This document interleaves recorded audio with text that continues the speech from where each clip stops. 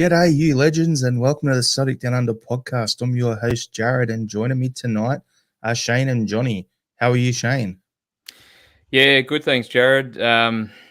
Still a bit shocked at the massive result over the weekend. I know we'll get into it a bit later, but Sweden winning Eurovision, goodness me, who knew? Oh, geez, when does that happen? And how are you, Johnny? Yeah, no, I'm not bad. It's getting to that time of year. Consultancies, corporate firms. It's silly season, as they call it. So work's a bit busy. I'm looking forward to my holiday in June. I'll come back to see the family. Hopefully the weather's nice in Scotland. I doubt it, but we'll see. Can't be much colder than it is down here in Melbourne today, John, as we're just talking about off air. Comparable. It's cold enough to freeze the balls off a brass monkey. There you go. If anyone doesn't understand that, that's an Australian comment for you. Have fun figuring out what that means. Nah, it's like 8 degrees, feels like 4, bit fresh. So it's just, middle of summer in Scotland, isn't it? Yeah, you joke. We were looking up this because I kept saying it to my girlfriend, like, you don't need a jacket. It's going to be warm. It's the middle of summer. And then we looked up what the annual temperature averages were for July, and it was like 17, 18 degrees. And we're like, oh, Christ, that's freezing cold now. That's you might need a jacket, a puffer, and a scarf and everything. No, you'll be right. Thanks everyone for tuning into tonight's Wednesday pot noodle. We really appreciate it. If you haven't done so already, hit the like button on whether you're watching on YouTube or you're listening through the podcast audio version on there. Hit the like. Give us a review on if you're listening through Spotify or Apple Podcasts or something like that. And share the podcast around. Tell a fellow Tim about it. We want to get this podcast growing. It's doing well. So thanks to each and every one of you who has subscribed, and let's keep growing. But we've had the weekend review on Monday. Did the deep dive into the 3-0 result on the weekend. Last night's pod touched on it as well. So we're going to try and keep it nice and brief. What I want to do, and I worded the boys up before the pod, I want to just get a quick little 4 or 5 minute chat about the game. And then I want to throw it to a Facebook post that I saw the day after the game.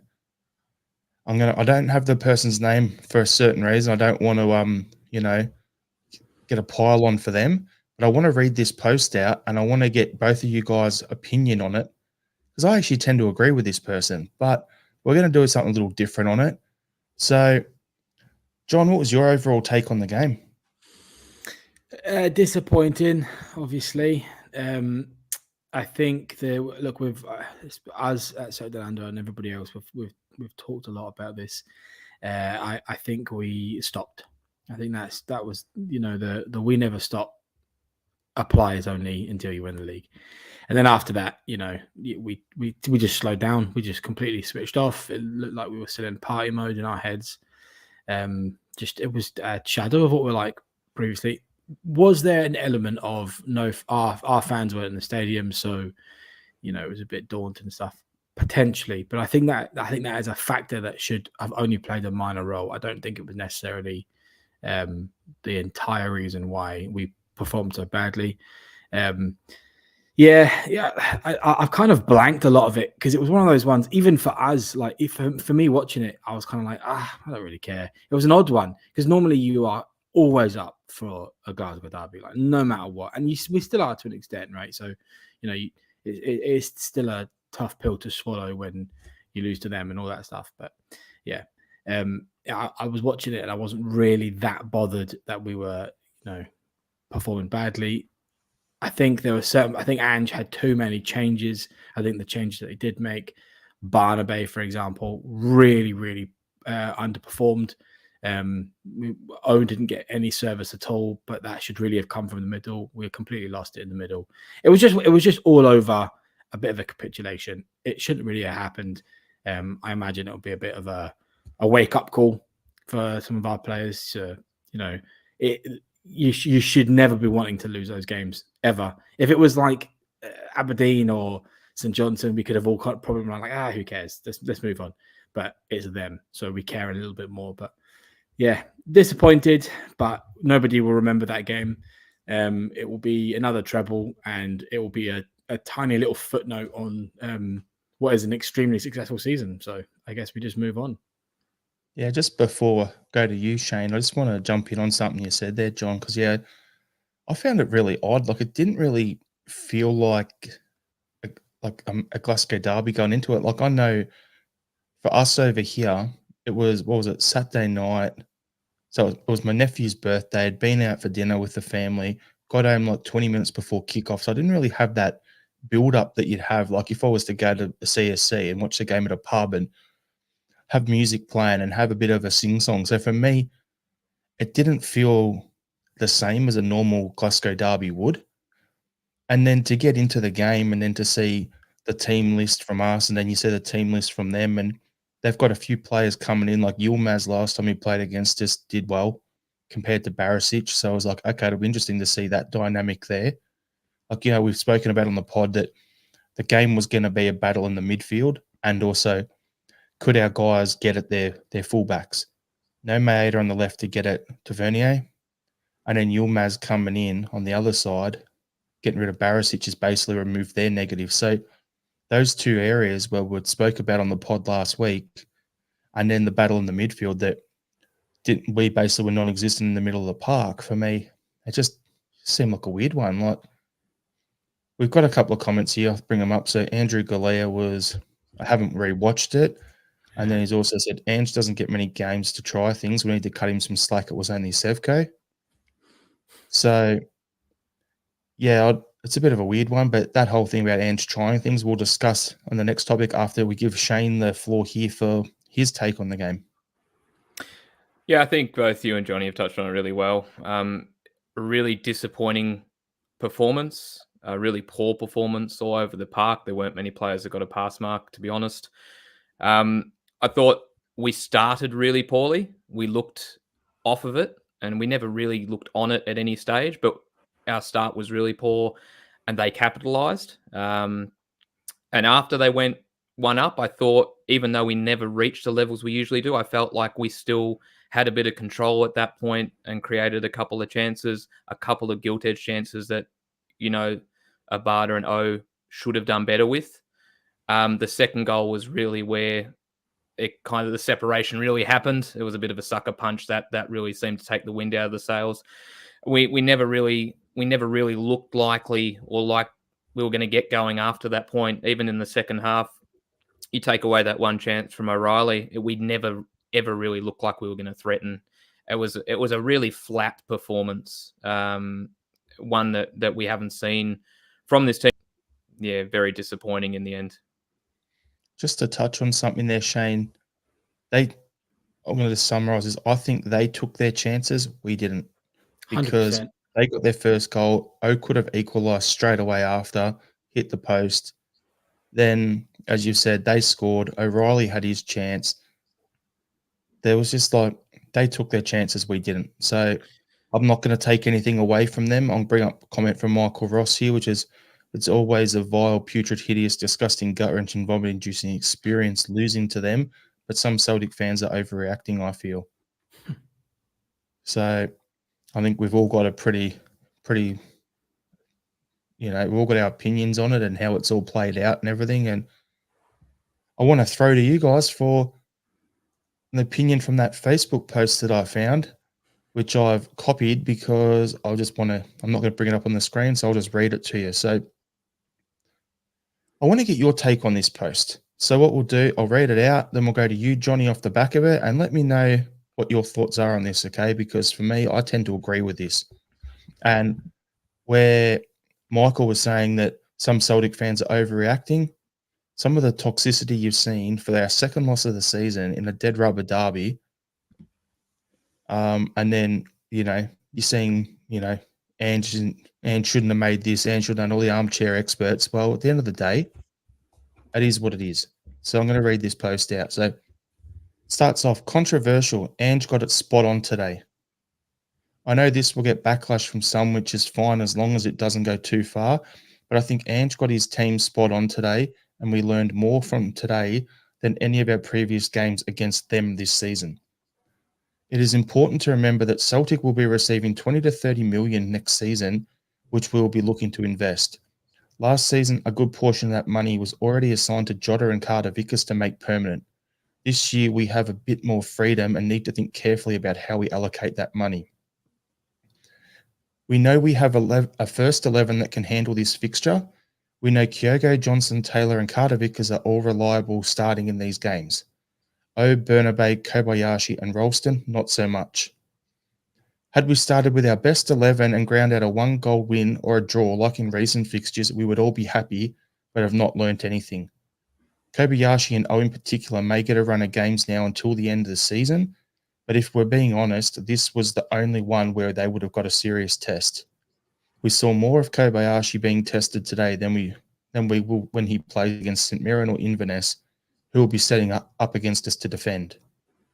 I have to admit that I think O is a downgrade on Giakoumakis.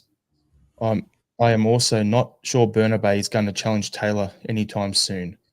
I do not want to write these guys off altogether because we have seen players flourish, especially after a proper full preseason, but the standards our manager sets are very high.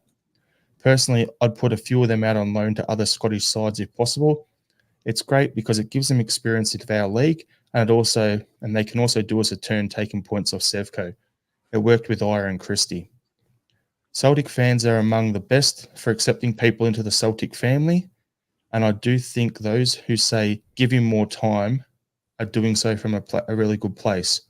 But frankly, Ange raised the standard when he came in, and today will have shown him where it would be best for us to invest. What do you think, John? Yeah, I agree with 90% of that, to be honest. I very much do feel that you have to give your I hate the word backup, but I guess they are the next player.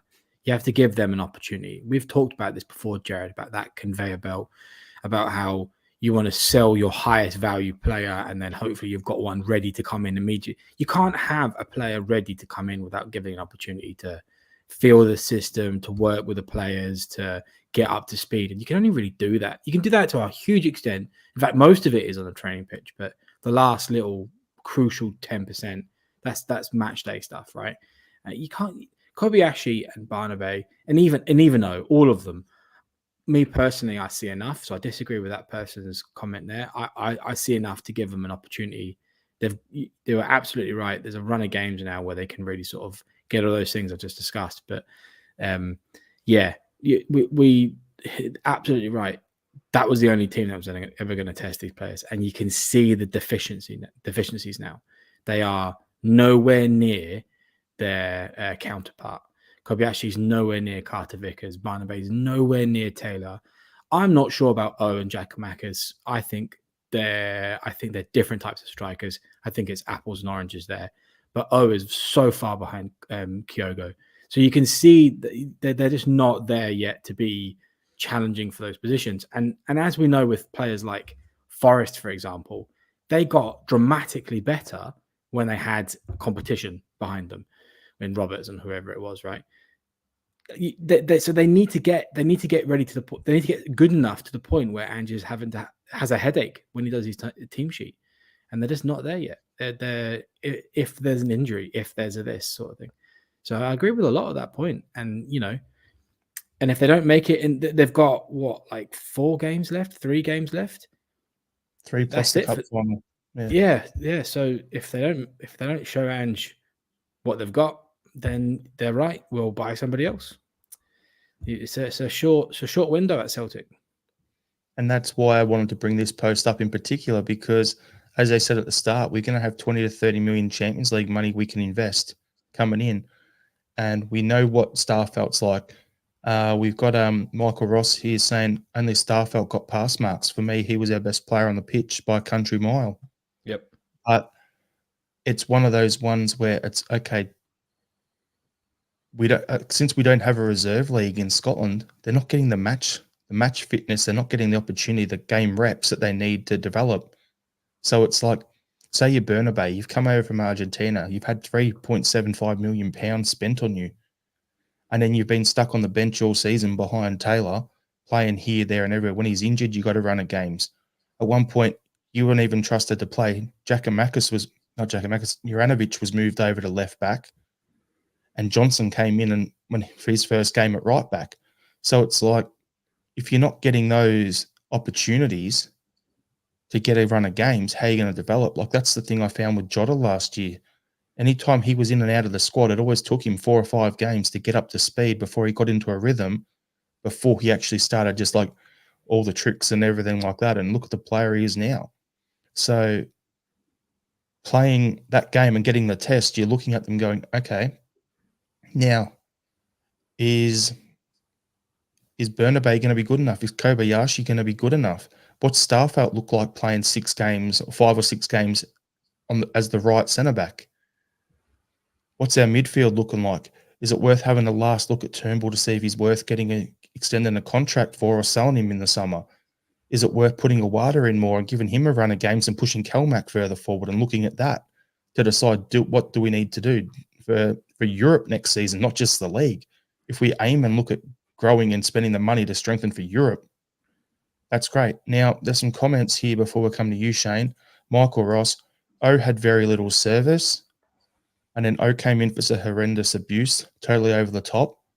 For me, O did get no real service, but at the same time, he shouldn't have got the abuse. But for me, that game on the weekend basically showed that, yeah, I think he's our third string striker for Europe next year.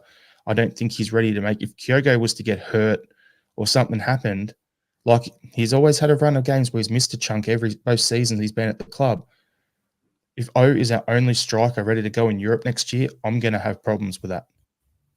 So for me, that there proved that he's got a bit of development, but can these next 4 games get him up to that level? Let's see. So yeah, it's just a whole range of things, but actually, I like that post was pretty spot on to what I'm saying. Like John, 90% of what I was thinking. But over to you, Shane. Yeah, I think that post is a good sort of pragmatic take on the result and the performance. And there's been sort of varying responses, and I think that's, as I said, one of the good kind of considered ones. And I agree with most of it as well. I think for me, and you guys have already really touched on this, just to kind of really reiterate, the journey that Ange and this team want to go on. You know, we want this team to obviously do well in Scotland, but we want this team to make strides in Europe. We're going to need a squad and decent squad depth to be able to do so, which means that if we do have injuries, or if anything comes up, or yellow card suspensions or so forth, we need to know that whoever can step up next can step up and they're ready to perform. And the environment on the weekend against that kind of opponent is a really important step to, or guide to judge them on, basically.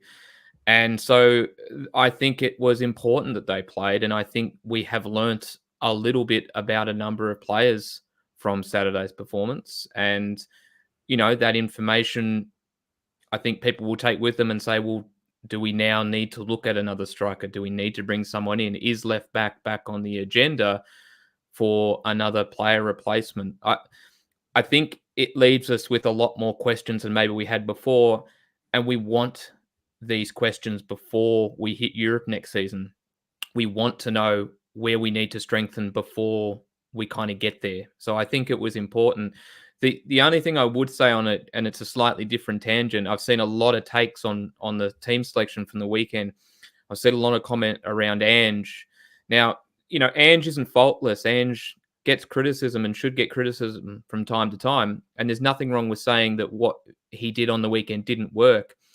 But there's kind of been this emphasis that what he did, or the changes he made, were unreasonable. And I don't agree with that. And I think that's going too far.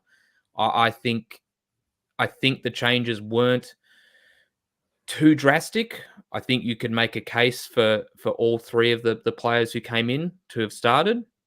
And I think this whole kind of criticism that Ange kind of essentially maybe didn't treat the game with the respect it needed, or kind of threw it away beforehand, was wrong. So it didn't work, but I don't think it was unreasonable. On that about Ange, Shane, the 4 main changes, they all had to be done. Let's be honest. You've got Taylor's been injured. He didn't even even when you had the chance to put him on, he wasn't, because he's been carrying an injury or whatever. you've got Kobayashi. We need to play someone because Carter Vickers is out. So Starfelt moves across to the right. Kobayashi comes in the left. If it's not him, it's Stephen Welsh coming into the squad. And then you look at the other options are at right back, or Johnston's injured, so you got to play Ralston. Mhm. And then you look at up forward, Kyogo keeps going down and grabbing his shoulders. It's like 2 or 3 times this season he's had a shoulder injury, and he had that injury just before, so the game before it. So I don't mind putting O out there in that situation, going, well, it's the whole game. Are you going to win the? You're going to win the league or win the fight, whatever it is. Yeah, like exactly.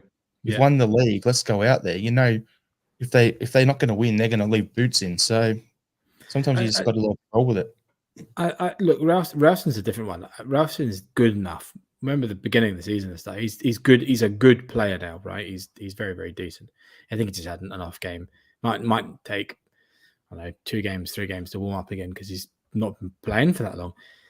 I personally still believe, and I'll die on my hill. I think Kobayashi and I think Barnaby are good enough that we don't need to go out and replace them. But what we need to give them opportunities. We can still strengthen from our position without having to replace certain players and stuff. And I just think they don't get enough game time. So they just need opportunities to. It's confidence and everything. The opportunities to score and O needs to understand like work rate and Barnaby needs to understand like positioning. Christ almighty, like his positioning, defensive positioning is terrible. And Kobayashi just seems a bit dazzled. I don't know if you guys, when you watch him, he just seems a bit young and like, oh, Jesus Christ, what's going on? But that will all disappear. They just need time, right? That slowly, with experience, all disappear. Mm. Got a couple of comments here for you, John. Yeah, I can see. Yeah, Taylor's found out in Europe we need a left back. Bernie is not the answer. You said he's okay.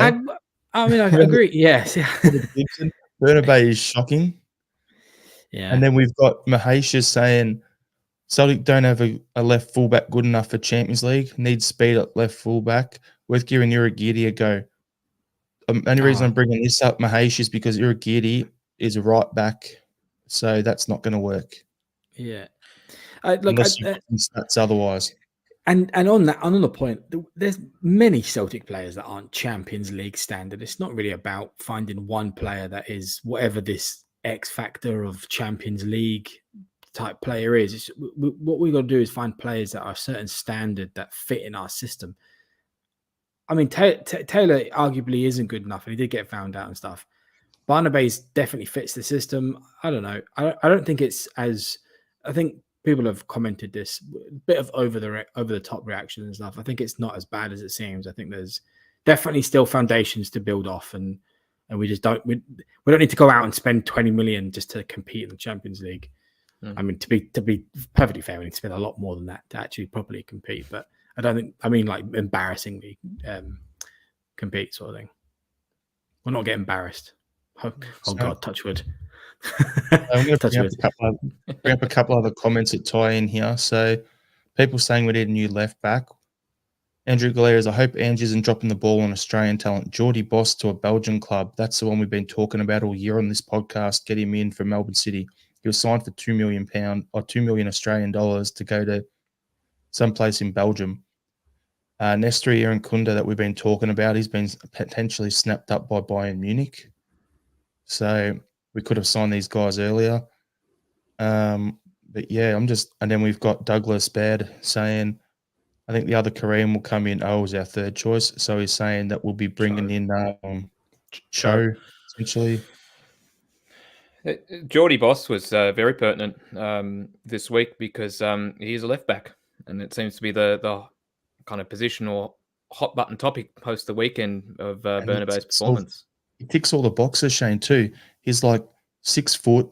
He's a left back and he's fast. He's an athlete. Like he ticks all the boxes of everything that we wanted, that we've been talking about needing. So it is what it is. But we'll leave that there. There's only one last question I need to ask you boys, though, and it ties into the name of the podcast. Off the back of the weekend and what we've been talking about, would you rather have picked up the 3 points on the weekend, just like Sevco did, or would you rather be in with a chance to win 3 trophies this season? So that what we're doing, what would you prefer? Because for me, trophies every day of the week. Obviously, 100%. There is no we beat Celtic or we got 3 points trophy. That'll be their DVD set for Christmas, but we don't need that. We'll have our Australian treble. Happy days. I think just on that really quickly, you know, in every sort of fixture that, you know, had some sort of impact or result either in the keeping the league alive or challenging in the league or a cup tie, anything that had something riding on it, we've beaten them each time. And this one that had no bearing on it other than, I guess we'd say, do we say bragging rights? You know what I mean? Other than just the 3 points, right? They win. So, I think if anyone sees the result on the weekend and thinks somehow the gap between the two isn't as wide as it is, I think they're a bit deluded because it's still wide. The result on the weekend, sure, credit to them, they won, but the gap's still there. I'll give you a better wrap up here, Shane. The gap is still there. The gap is as big as Michael Beale's mole. Boom.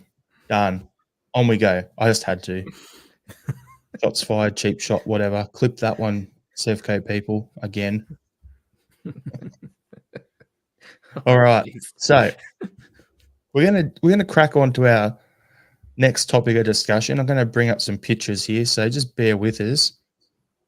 The Celtic kits that have been leaked this week. So we want to just have a quick little chat about them. Some people just don't care about kits, whatever.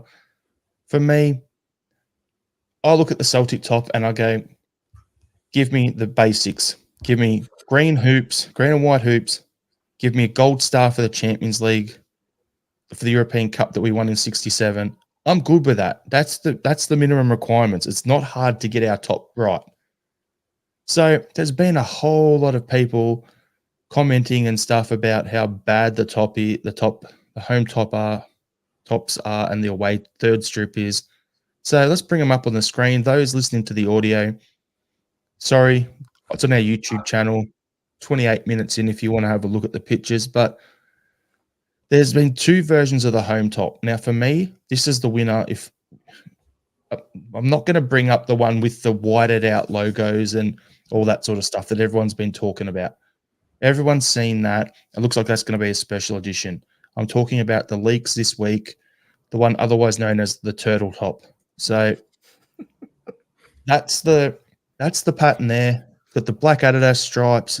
It's got the black Adidas logo, Darfabet on it, the gold star. Yes, Shane, we can see you peering out, you weirdo. So for me, this one on the screen at the moment is if we're going to go with either of the two, this is the one I prefer. I don't actually mind it. It's kind of hard to. I actually like this more than I like this season's home top.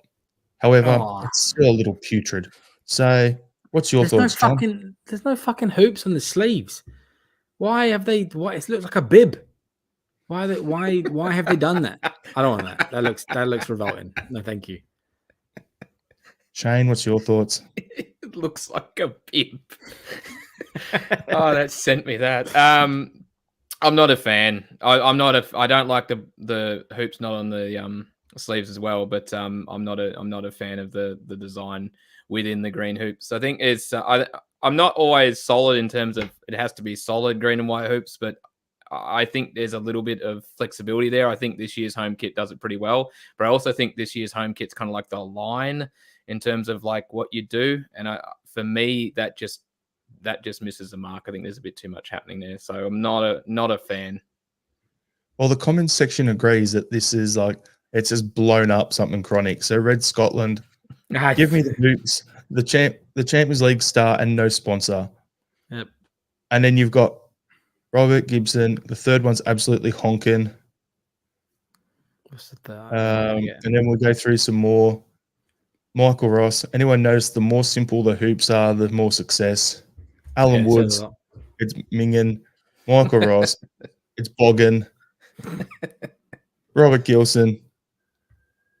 That'll say it all. I don't want to use up one of their swears on It's YouTube. rank. Yeah. It's pretty bad, yeah. Alan also goes, the snake skin reminds me of Roger's buggering off. Yeah, I like that one. That's good. Yes. And then Kaiser, my anaconda don't want none. No worries. Good. Good one, mate. Good one. So you had that one, which doesn't have the hoops on the arm. So John, here's one with hoops on the arm for you. Just a slight issue. The hoops are wonky. It looks like some kinder kid has just drawn that. Yeah. Is that That's actually what it? No, that's surely not. Well, if you look at the Juventus Adidas one, they look like someone has scribbled the black stripes down the top. So Adidas could actually be doing these wonky ones this year. What are your thoughts on that? Well, it's certainly better than Anaconda, but yeah, I don't quite. It's a very easy thing just to get a nice fresh hoop. I don't really understand why they've got to do that scribbly stuff, but I don't think they'll. I mean, that is dramatically better than the other one, and they'll, no matter what, they'll still sell millions of them. So it wouldn't be it would be one of the shiter ones for a while, but yeah, I'm not super keen on that one either. Here's some comments for you. Kaiser, Crayola, Celtic. Yeah. Alan Woods, crayon's gone wrong. Robert Gibson, someone was pissed designing that. That's kind of how it feels. Someone's on the bucky and then having a go at the design. Yeah. Jane, what's your thoughts? I think the only thing better about it compared to the first one is the fact that the hoops are on the sleeves, but in total, I wouldn't say it's like, I don't agree with John. I don't think it's markedly improved. I'd put them in a very similar boat. I'm not a fan of either of them. Did you notice that? You're talking about a boat there, Shane. So Uncle Nobby's steamboat is saying you're going to bring that up. how much for the tips for Bill's mole. I want to say we planned that, but we really didn't. We didn't. That's where it all just comes together perfectly, and that's just like gold standard of podcasting right here. Two of the hoops on the sleeves were different thickness as well. There was one normal one and one thin one. Well, let me have a look again. Look at that. It's cool. Oh yeah, cool. The bottom one's cut off halfway. Yeah. It's called fashion, Johnny. What are you talking about? That's fashion. Right. That is sharp. Yeah. That is sharp fashion. That is. I'm just going to say the word fashion again. That's white hoops on a green top. I think it's another one. Yeah. Anyway, third kit. Talking about something putrid. Oh, God. It looks like basically going on to like what's that one with the movie with King Julian, the old Madagascar. the Madagascar, and they've grabbed like some outfit based on the giraffe pattern or something that they had on there, and then they've just changed the colors. It's putrid. That's just no. I don't mind it that much. I'm not gonna fucking go out my way and buy one, but I don't think it's the worst. It kind of looks like a fingerprint. I don't know if you like a fingerprint that's been blown up and you see a wee bit of it. I don't know. I'm never buying that in a million years, but I certainly don't think it's the worst thing I've ever seen. The New Balance Luminous one that was all spiky and stuff. That was that one was worse than that is. So oh man, good point. Yeah. This one here, what my concern I don't get right is it's got dark green with a light, like the mint green, and then it's got like a lighter green, and then it's got like a fluoro minty color logo and badges and stripes and stuff. It's just, I don't know. You don't need. What do you need 3 different colors green? It's just weird. Like at least it won't clash with St. Mirren. There you go. That's anything I could possibly think of. Silver linings. Crucial. Yeah. Shane, is that really green? Oh my God! I need to get my eyes tested. That didn't look green to me. I was just going to be what is it? Different shades of green. I was like, it's green. Put the green down, Shane. It's on the wacky back. It's look. This is a gold and blue dress situation, Shane. Yeah. Is it Laurel or is it Yanni? Remember that? I'm not a fan. Not a fan. Yeah, look, it's 0 for 3 for me. To be honest, I'm not a fan of any of those 3, unfortunately. Though a few people argue it's a bit better than this year's grey third kit, which I don't really mind. But I'll indulge for a second to give you an example of how sort of maybe in the background that kit is. My partner came home the other night and she was sort of looking out the back, and on the washing line she got a little bit frustrated because she wondered why I'd only washed one of the grey pillowcases instead of both of them. I was like, that's my Celtic kit. Ah, no. So it clearly kind of just doesn't stand out. So at least if I watch that might stand out a little bit more. Well, my older brother went out on the weekend to some DFO somewhere, and there was an Adidas clearance thing, and he walks in, and sure enough, there's the grey kit on the clearance rack for like $70 or something like that. So he's like, yoink, purchased straight away. I'm like, where'd you get it? I might contemplate that now. Yeah, I saw it in person. I saw it. There was a lad that was walking down Brisbane High Street in the grey top, and it is a rotten one. That's not a nice top. It just looks all types of odd. Yep. Looks like he's some sort of referee or something for futsal. That's exactly what it looks like. Yeah, like a ref or some sort of Chinese knockoff, or they've called it white on the website, and you've been ordered it, and it's that weird grey color. You've mixed it with the colours when you've washed it. Yeah, that's right. You've put like an old sock in it, and it's just run, and it's like yeah. Kaiser's point here is we should all buy those 3 strips. They will be retro and rare AF in 10 years. Look, all I have to say for this year's kits is I hope that the away kit, there's been talk of it being a black kit. Great, whatever. They've done well. Adidas, if you're listening in, I know you do because you love us so much. Get us a Bumblebee, please. That's all I ask for. Either this year or next year, I want a yellow away kit and I want a Bumblebee top. Give me those 2 and you will have my money. And not that ugly New Balance Bumblebee that we were given either. Proper Bumblebee like what you had in Sydney, John. Yeah. A proper decent and dead simple. Just make it luminous yellow and black, and that's what it needs to be. So I agree. Nice. I think we'll leave the kit talk there and crack on with the next topic, which Shane, you brought up today. So Neil Lennon shortlisted for the Olympiacos manager role. Would this be a good move for him? I don't know, and I don't know how serious the consideration is for him. You know, he obviously went to the Cypriot club that escapes my name recently. Nicosia. Nicosia, something like that. And they were in Europe, and you know, but in the league they didn't do that well, and I'm just not too sure whether he's a serious candidate for it or not. Generally speaking, from my recollections, the Greek league, obviously Olympiacos, I think from recollection is probably the biggest club in the Greek league. Apologies to any. AEK Athens won the league. Okay. Yep. So apologies to AEK Athens and PAOK fans who are listening. So, but Olympiacos and Panathinaikos. So, geez, I'm upsetting a lot of people with this topic. Sorry, gang. But Olympiacos is a very big club. Usually, I haven't looked at where they are, but usually they're in Europe. I imagine that they've qualified for a European competition next season. So it would be good to see him back. And the Greek league, as you've just reeled off with those clubs, has a lot of, decent contests in them. It would be a challenge. I think it would just be good to see him back again in management and see him doing well. But I found it an interesting one when I was looking at it today. It seemed to really come out of the blue. I hadn't heard anything about it until I read it today. And when it was Olympiacos, I was a little surprised. So I thought maybe he might be potentially coming abroad, possibly Australia, with a couple of A-League opportunities coming up. But I think you'd probably prefer to stay in Europe.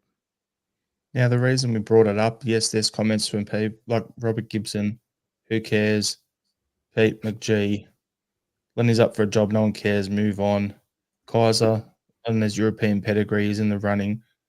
Now, the reason we brought it up is I'm putting 2 and 2 together here.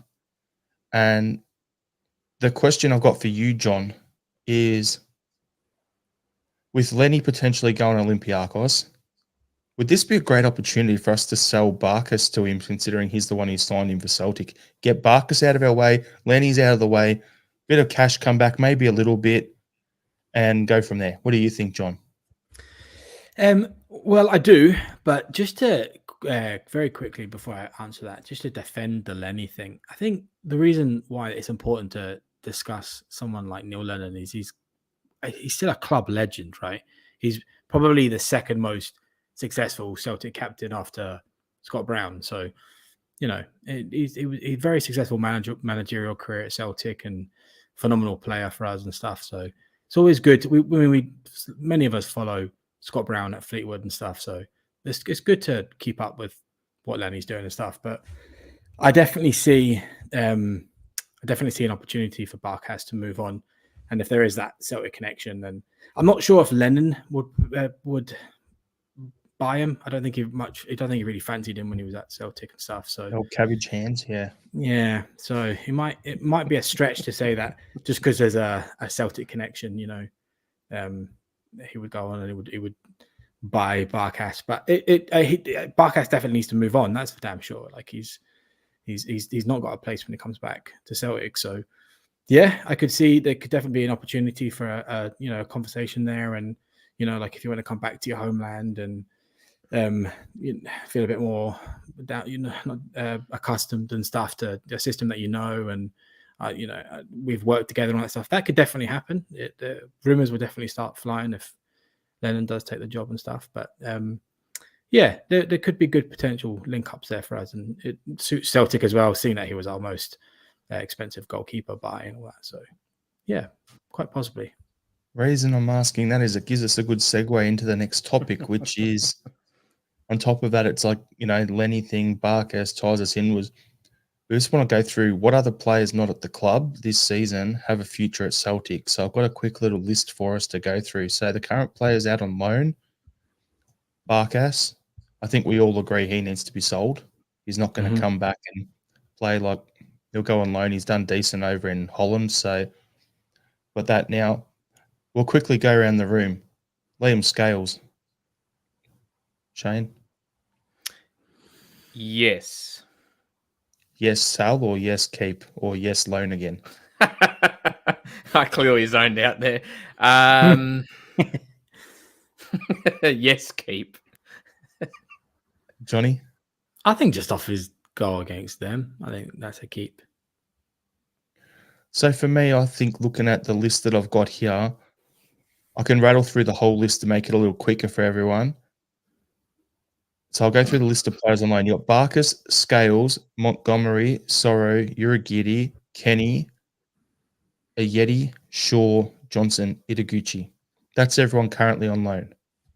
For me, looking at this, I'd say Scales, Montgomery,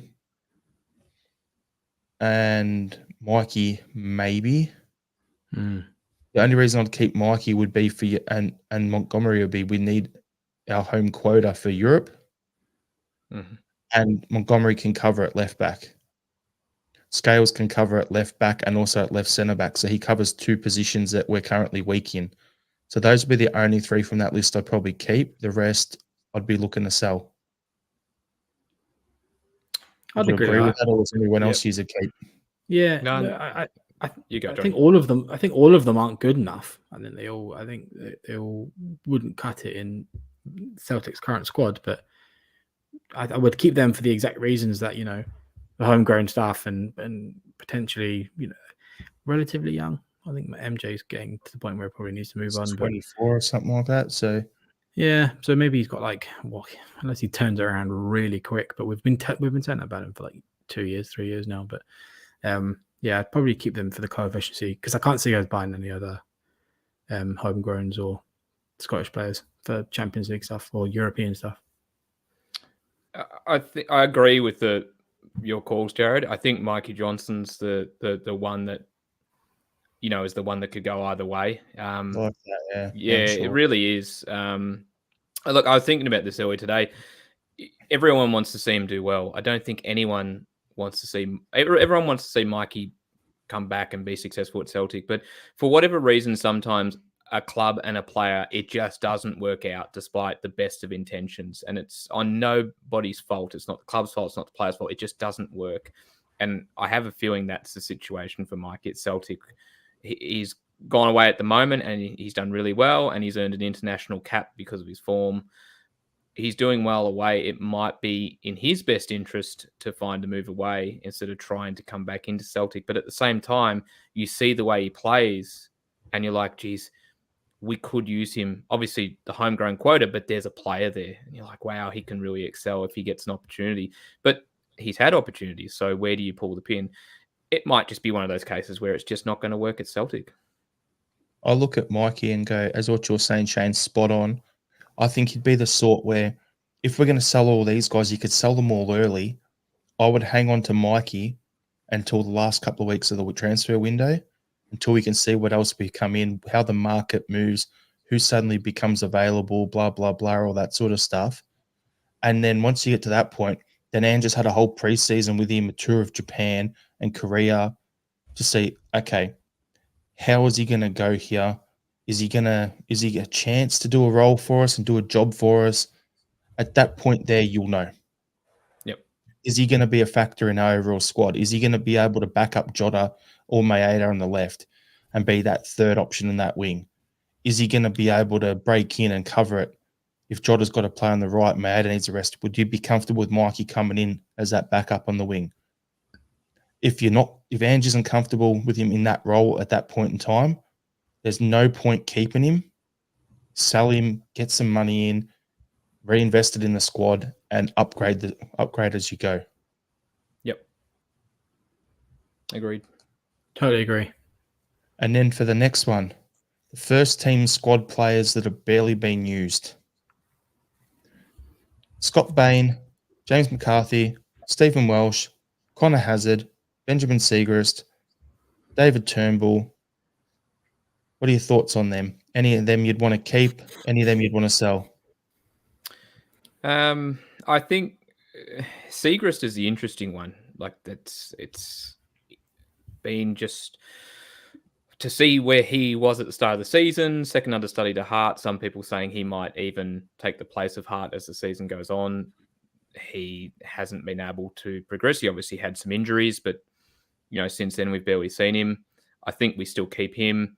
David Turnbull's obviously the other one, mainly for the homegrown quota, but there's still a lot of talent there.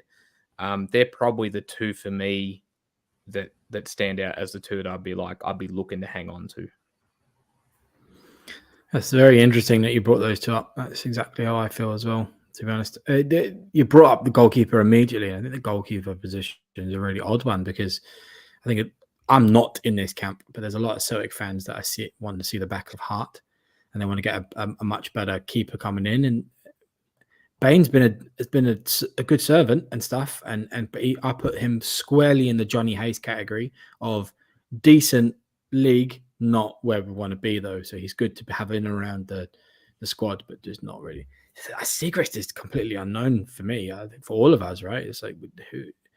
Well, is he always injured? Maybe just doesn't cut Siegrist it. is always injured. I think he's got a Shaggers injury from his Aussie girlfriend that he met in Sydney. Ever since Sydney, he hasn't been spotted. That's the reason why I immigrated.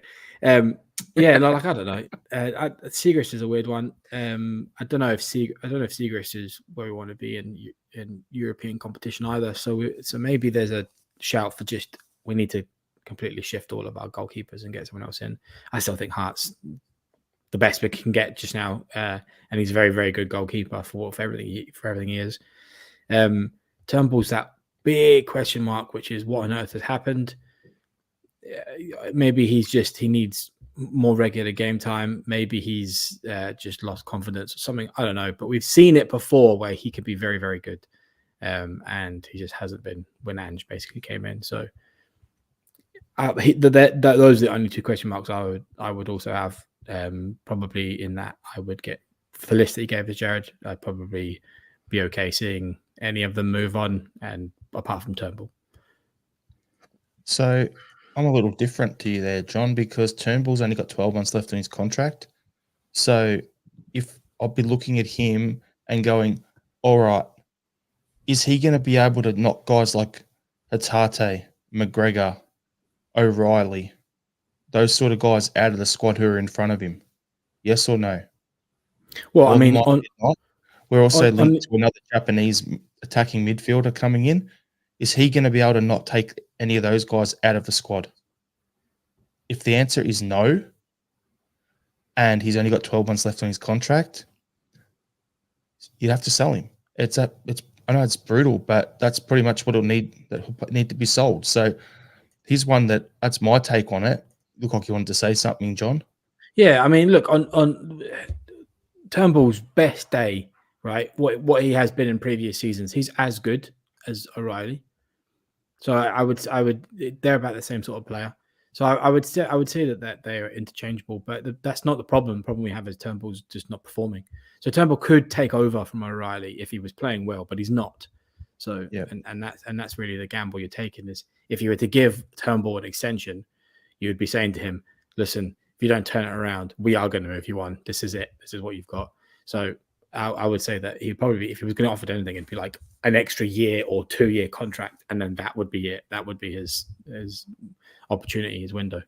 So we've got a couple of decent comments here. So Mahesh is in with the stats-based thing saying, based on global football data, Turnbull is ranked as Celtic's #1 midfielder. He's the only one above the mean in performance in midfield per 90 minutes. And then Pete McGee is, I think the rigidity of Ange ball is the issue. I love it when we're playing fast attacking football, but that doesn't suit every player in the squad, hence why players like DT are warming the bench. possibly, Now, Turnbull would have been the first player picked pretty much every game when Ange first come in because we had no midfield depth at all. So he then got hurt, ran himself in the ground, got hurt, and he hasn't really been able to come in since because Hatade, O'Reilly, and you had Rogic in front of him last season. And then you had Moy come in as well, which I didn't even mention earlier, as well as a factor in those players in front of Turnbull. So looking at all of them, I think sometimes you got to take the emotion out. I think Turnbull, when you've seen him playing week in, week out at Motherwell last season before he got hurt, he is a really good footballer. When he's not playing every week, then you get what we're getting from him at the moment. So I think he's one to watch. Siegrist, I think, is a good keeper. I think he's a good, in the league, he's good enough to challenge Hart. If Joe Hart's not playing in goals and Siegrist is fully fit and playing, I don't think we lose anything there. He's actually bigger and he's better at saving penalties. He's done it at Dundee United. He can actually save penalties. So in that regard, I would keep him. Connor Hazard out of contract. Thanks for everything. See you later. Scott Bain, I've been wanting him gone for 2 seasons now. I just don't see why. He must be really good in the change room. Must be good around the club. Either that or he's got naked pictures of Peter Lawwell and people on the board for him to still be there. James McCarthy. You've made me imagine that now. James McCarthy. I think I saw in the comments someone said should get Dermot Desmond could probably loan him out to Shamrock Rovers or something, just move him on because he's not playing here. And then the other one with questions is Stephen Welsh. His long term is going to depend on what we do. Do we sign? Does Starfelt move because he was rumoured to England at some point? Carter Vickers comes back from his injury.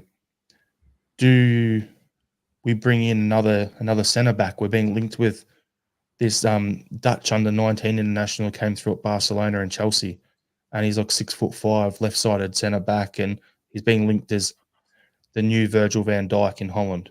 We're being linked with him. Us and Watford are into him apparently. If we sign him, then Welsh will probably go, much the same way as Turnbull. So yeah, it's a bit of a doozy really, but yeah, I don't think many of them have got much of a long-term. Maybe Siegrist, and then Welsh and Turnbull will watch this space there. Rest can go. Now, we see you, Michael. We actually need an entire podcast devoted to our mascot, Hoopy the Huddle Hound. So, the comment section is unhinged right now. What is it's going unbelievable. on? I'm loving it. So, with that comment, all I'm going to say is I think that's one for the Tuesday crew to dig into over the off season, because something that they do is they talk about history of the club and everything. So, Stephen, if you're listening or watching, there's something for you to put on a run sheet for the off season. Yeah, we've been obviously talking about the players that are finishing up, and the comment section has been blowing up about who we're transferring Hoopy to. Who's shagging the female dog? Apparently, off the Malaga. That's the weirdos. You're a bunch of weirdos.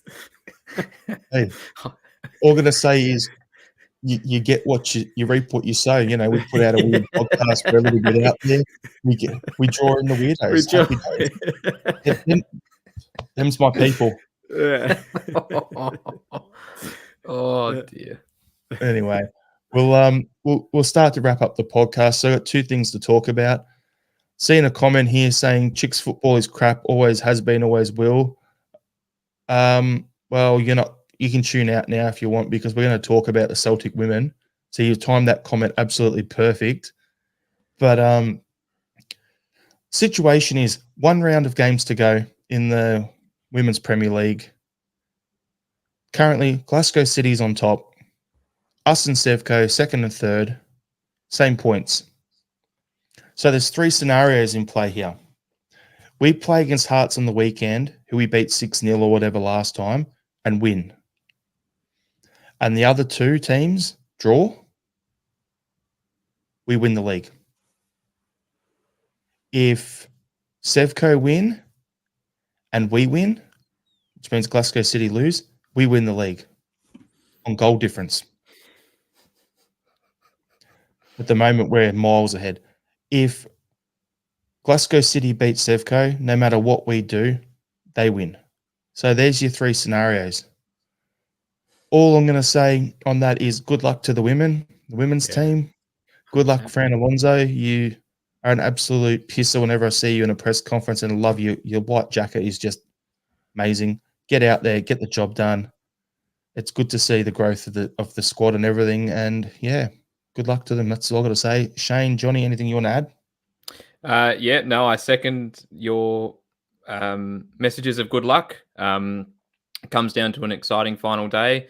The team have done a really good job throughout the season and played well, and particularly this last month and a bit, they've done extremely well, and they've closed the gap on Glasgow City, and now they're in with a chance to win the league on the final day. So good luck to Fran, good luck to the team. Come on, you girls in green. And Jacinta, score the winning goal that wins us the league, please. Say her last name, Shane. Come on, do it. Yeah. Girls go up. Kanya, good work, Jacinta. Yeah. Galabala Batarachi. There it is. Yes, that's what I said. I completely butchered it, but anyway, just as bad. I see they moved the final game to Celtic Park as well, so should be big numbers hopefully for the girls. So good. We set the Scottish women's game record when we played at Celtic Park last weekend, I think it was. So like 9,500. So Sevco suddenly put on their game against Glasgow City at Ibrox. And then we've announced, okay, we'll play at Celtic Park too.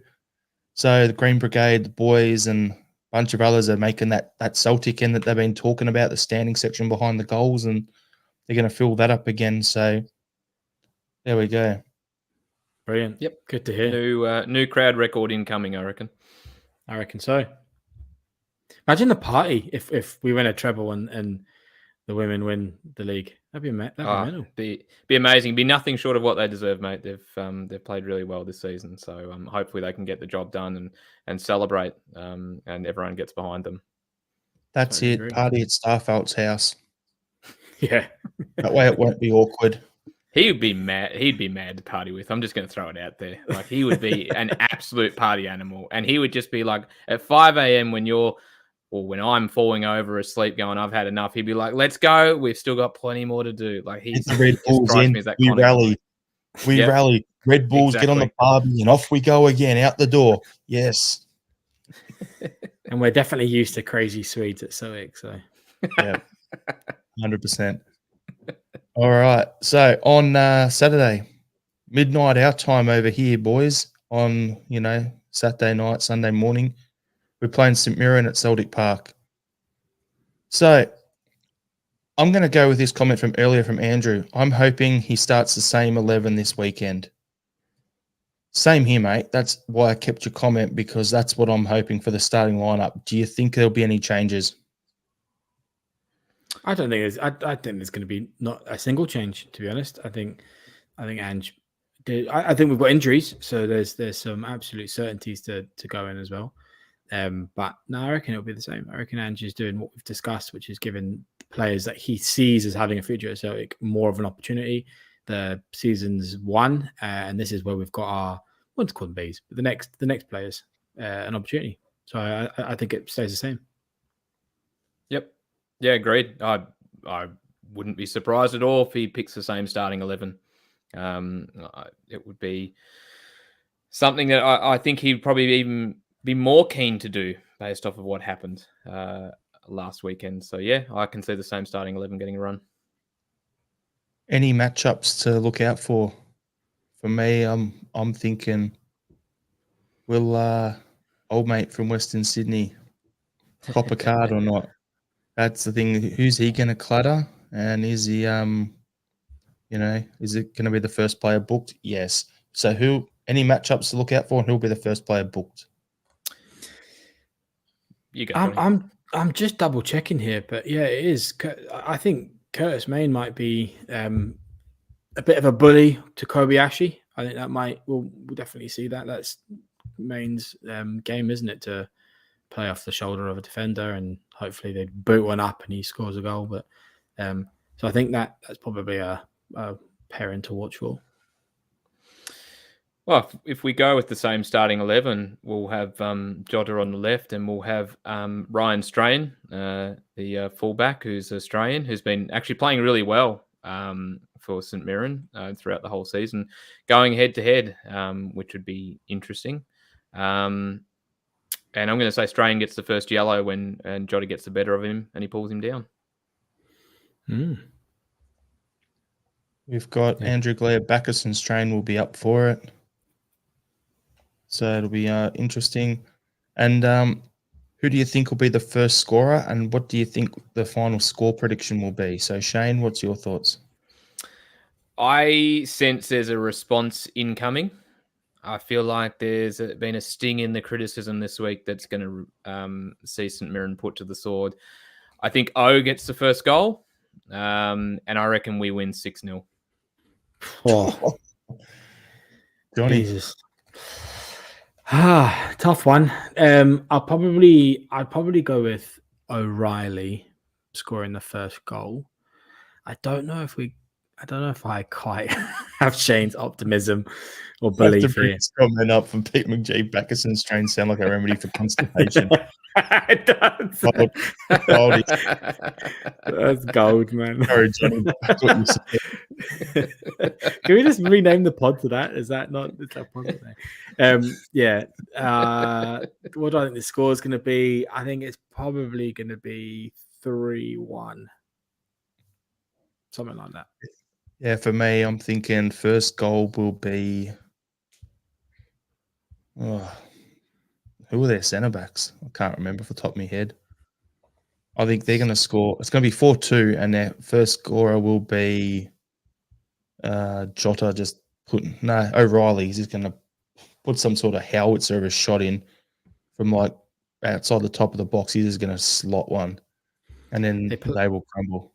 They played 5 at the back against Hearts, where they drew, and it was Shaughnessy, Fraser, and Taylor in the middle with Strain and Tanzer. Yep. Yeah, it doesn't matter. Yeah, I'm saying 4-2. Sounds like a part the bus situation. They could do something very similar to us. Yep. Fair enough. So, everyone, thanks for tuning in. Enjoyed seeing your comments in the comment section. Now I'm going to go back and read all this where it's just gone straight down a tangent upon tangents upon tangents of all sorts of stuff. Mentions of Babe Station and female versions of Hoopy the Huddle Hound and Glass Cows and Zombettes and all sorts of goodies like that. It's been a bit of a loose comment in there, so loving it. So thanks for tuning in. I think you guys have entertained us as much as we've entertained you tonight. So have a good one. Thanks for tuning in. Do we want to do final thoughts, boys, or just get on with it? Oh, I've got. Yeah, you go, Johnny. You go first. Yeah. Well, mine's super quick. One of my not childhood, one of my teenage years favorite bands is coming to Brisbane, and that's the Google Dolls. Remember them? Oh, wow. Yeah. Yeah, and they're not even the opening act. The opening act is Matchbox 20. You remember where's this? this? They're coming to Brisbane, February 2024. I think they're doing an Australia tour, but they've just announced Brisbane. Yeah, Matchbox 20 and the Google Dolls. Jesus Christ. Wow. So I'm pretty buzzing for that. So I'll be buying a ticket as soon as it comes out. Blast. Yeah, just a little bit. I've been listening to the Google Dolls all week. So yeah. Anyway, that made me happy. Shane? It's National Volunteer Week. So I just wanted to give a shout out to volunteers all around Australia, and obviously to the extent, obviously around the world as well. It's a thing close to my heart. My partner volunteers for various organisations and gives up her time. But if you want to look at it from a sporting sense, a lot of clubs rely on volunteers, particularly those at grassroots level. So just wanted to give a shout out during this week to all the volunteers. You do an awesome job and you're the lifeblood of your club. So well done. For me, it's my final thoughts are I've noticed that Coles and the service stations down here are selling the motor neuron disease beanies that they do every winter. So for like, I think they're at $20. So if you're down here in Victoria in particular, where I am, and you can see them around, just you got to spare $20, buy a beanie. It's a great cause, something dear to my heart. Lost my auntie through it. So I'll be buying one and just get in there and support that charity as much as you can, because it's an absolute prick of a disease, and anything we can do to help it end is a positive. So, thanks again, everyone, for tuning in. Hail, hail, and we'll talk to you next week. Hail, hail. Hail, hail.